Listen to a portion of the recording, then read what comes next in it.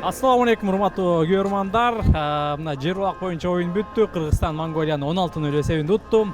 Жер улак боюнча Кыргызстан курама командасынын оюнчусу Эмирлан Жеңишбеков жанында отурат. Оюндан кийинки эмоциялар менен бөлүшө кетсең, Эмирлан, кандай болду оюн? Оюн жакшы болду буюрса. Ошо оюндан кийинки эмоциялар ушу ийгилик биз жакка жылмайыптыр барып. Уттук келдик ошо биринчиси. Машык иретинде эле болуп калды.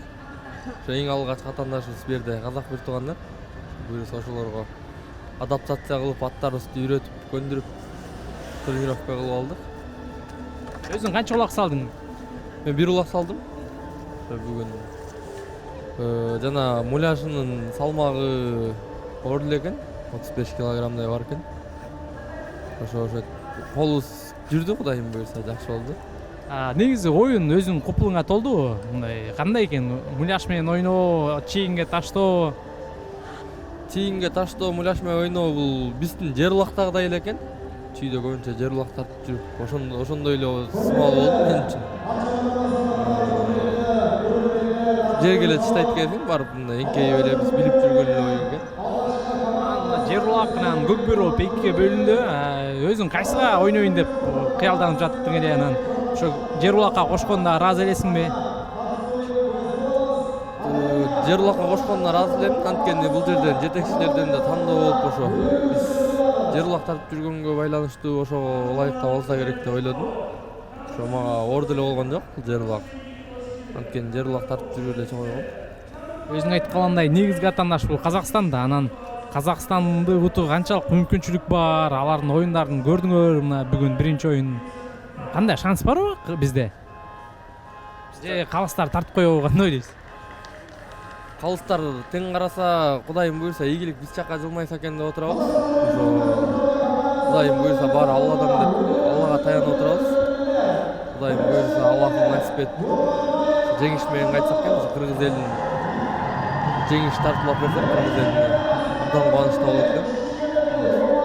Даярдыктар тууралуу айтсаң, канча ай даярдандыңар, эмне кылып даярдандыңар? Анан бул Астанага канча убакытта келдиңер?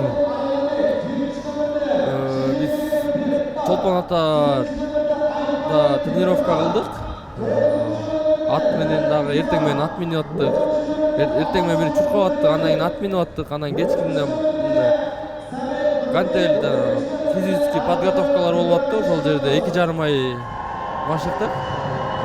Чолпон Атада. Андан кийин ушу бияка келерге аз калганда ошо 25 августтарда токтодум ашыгуу ишине. Денелер булчуңдарыбыз өзүбүзгө восстановление болсун деп. Ошол туура эле болуптур. Бияктан бүгүн көрдүк. Восстановление болуп кадимкидей. Өзүбүз даяр экенбиз аябай эле. Аттар жол жүрүп келди, кыйын болбоптурбу? Бүгүн аттар кандай жүрдү? Кыйналган жокпу? Аттар бүгүн Кыргызстандагыдай эле жүрдү. Бул жерде аябай жерди оорго деп ойлогонбуз биз.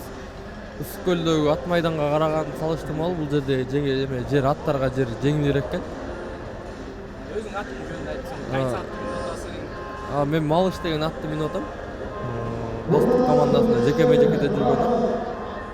Ал атты ушу жер улактан чыккан ат негизи башы.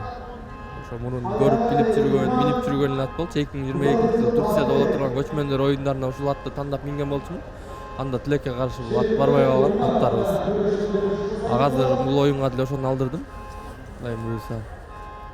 Защитага дагы, ортого дагы универсал атта. Түркияда дагы жер улакта ойногонсуң, ошондо казактар утулуп калып атып беле? Анан ошол учурда эмне жетишпей калды? Анан быйыл оңдодуңарбы ошол кемчиликтерди? Мунусунда көп эле аябай эле оңдодук ал кемчиликтерди. Ал убакта терден бизге барганда ат жок болуп калган. Ат жок, ошол жерде 1-2 эле атыбыз жарап, калгандары жарабай калган. Ал жерден бизге мындай айтканда азо аттар деле өрүп койгон да, ошол жерден көк беттикке салып үйрөтүп алганбыз ал аттарды. Азыр кудайга шүгүр, эми өзүбүздүн аттар менен келдик буюрса.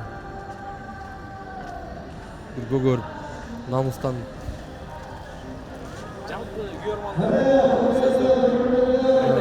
Жалпы күйөрмандарга чоң рахмат ушу.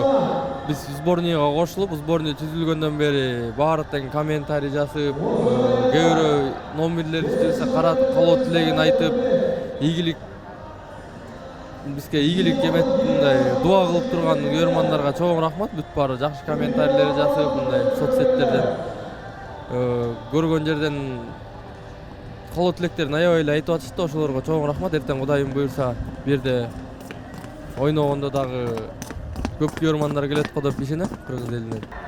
Мына жакында эле казак бизнесмени 10 миллион теңге беребиз деди ар бир улакчыга эгерде көкбөрдөн утса. Анан Кыргызстан тарап кандай мотивация берип жатат?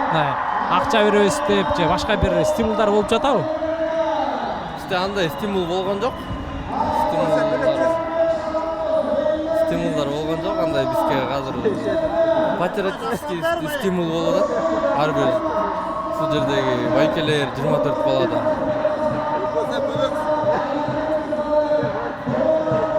Биздин жигиттер намыс үчүн гана ойноп жатат.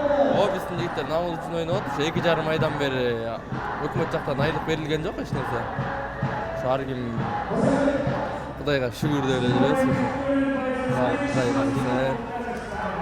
Урматтуу көрөрмандар, бул видеонун демөөрчүсү Байтушун банкка ырашып билдиребиз. Ал эми эгерде бул видео жакса лайк коюп биздин каналга жазылыңыздар. Алдыда мындан да кызыктуу маектер орун алат.